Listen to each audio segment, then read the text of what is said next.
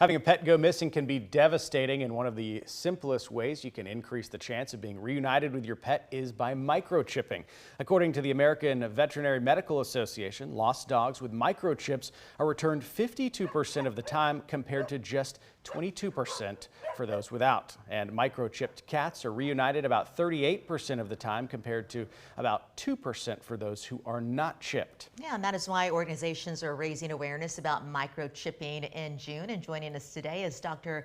Virginia Mule, the Chief Medical Officer over at Emancipet. Thanks for joining us. Yeah, thanks for having me. Let's just start with the simple, what is microchipping for people who are watching right now? Yeah, so a microchip is a small device. It's about the size of a grain of rice, and what we do is we insert it under the skin on a pet's scruff, and it's basically a little radio transmitter so that then when you scan it, you can get the owner's contact information and help reunite the pet with their owner. I want to talk about the process. Sometimes you see the dog, you're like, is this painful? Is this going to hurt? But what's that like? Is it easy?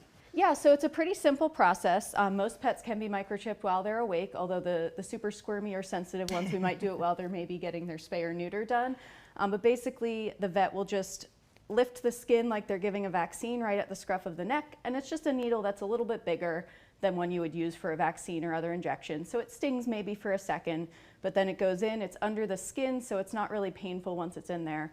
And most pets, you know, they might flinch, but then it's over and they're now permanently identified. Okay, so people who are watching, maybe they don't have their pet microchipped right now, and they're wondering what kind of information is stored, you know, where do you go along those lines to make sure that that is something that you keep the privacy, but also make sure that you reunite them? Yeah, so each chip is usually made by a microchip registration company, so you'll want to register it with that specific website.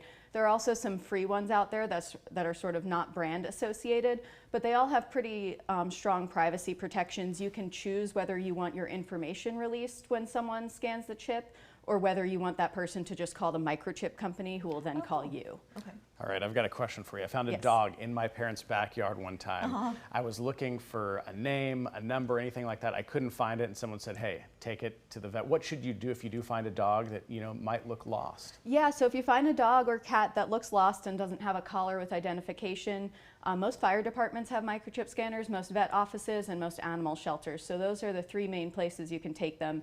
And all of those facilities will do that without charge. They'll scan the chip and try and help you find the owner.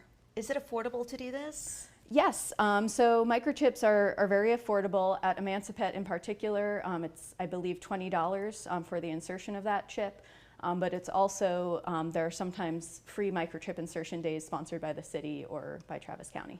All right, for inside pets, do you still need to microchip them? I know we have things like 4th of July, some fireworks coming up. Yes, so indoor pets are often overlooked for microchips, but they're one of the more important ones because once they get outside, they might panic because they're not used to it.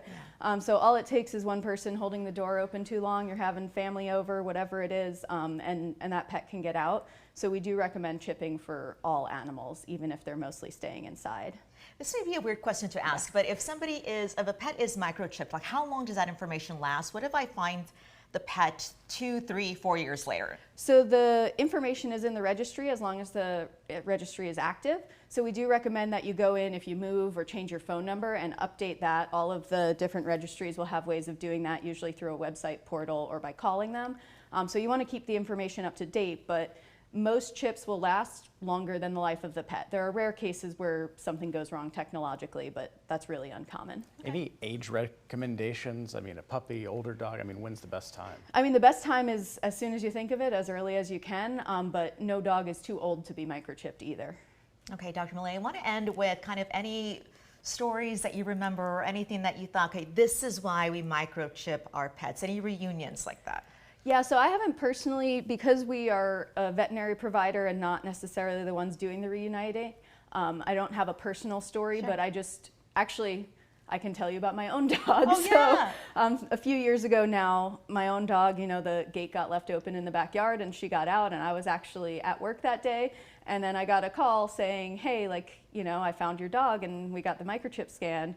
And luckily she was like 4 houses down from where I lived. It was maybe a little embarrassing in my profession, but I was happy that she was microchipped because, you know, I got her back within a couple of hours, and she was not wearing a collar because we had taken it off to clean it or something like that. So. Yeah, it's that heart-stopping call that you get, like, hey, I don't know where so-and-so is, but the gate's open. Exactly. Glad you found your pet. And there are other ways that make sure that you find yours by going to our website at KXAN.com. We'll walk you through that process. Thanks again. Yeah, thanks for having me.